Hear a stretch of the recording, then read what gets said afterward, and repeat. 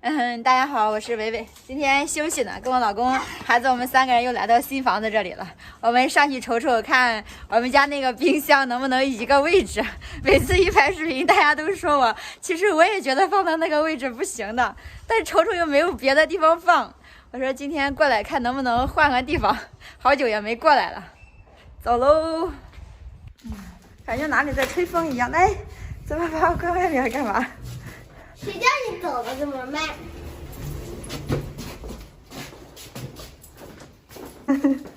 一进门就这冰箱，看一下我们家的大灯照上去是什么效果？我的航空母舰呀，赶快掉吧，我的小航空。你别弄了，灰好大。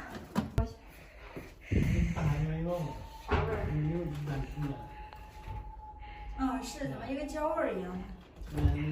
没有用过，怎么会有焦味呢？肯定是它的上漆东西都有味儿，人家常常漆了吧？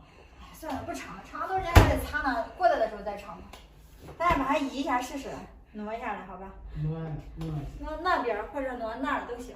弄这没插，就弄这里。那没有插座吗？弄这不是你弄这里，你弄这里，这不挡也不好看了。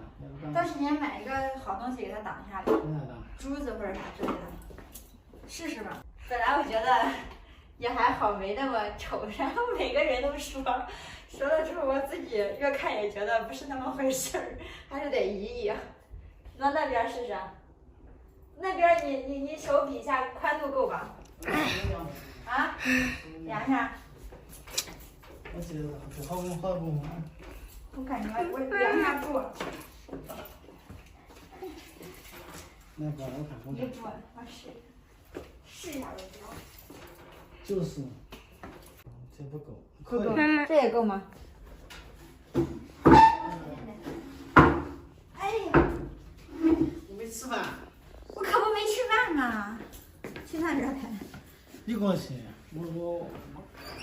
2个人能抬得动吗？那能不能推？也会把地板整坏。啊？没事。妈妈，我来推吧。啊？我来推。妈妈，我来推。等一下，你爸我俩都推不动了，你能不能？我能。慢点，你爸在后面了。我回家。等一下，放在那儿吧。我还推不动。撞墙了。慢点，慢点。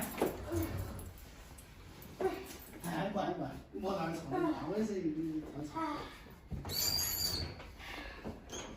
放那儿怎么样？我感觉这个冰箱这会儿看着是好笨重啊，搞哪都。你还让我推不住，你还推不动。可以吗？